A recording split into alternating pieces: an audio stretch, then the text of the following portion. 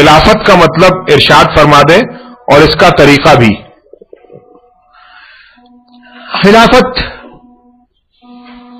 کے سلسلے میں اس مختصر سیشن میں اس کی تفصیل نہیں ہو سکتی ہے، اور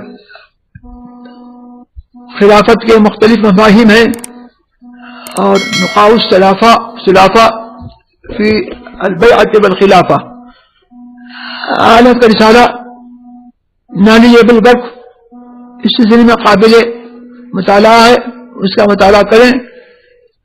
البتہ خلافت کے لیے یہ ضروری ہے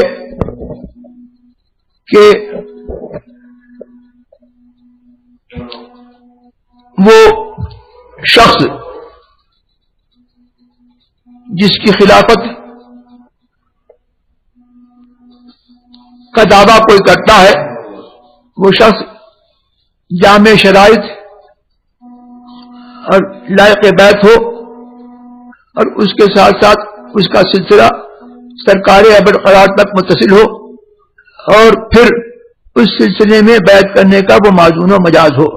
اگر کسی ایسے شخص نے کسی کو خلافت دی ہے وہ انہی شرائط پر جو ہے وہ خلافت صحیح ہوگی.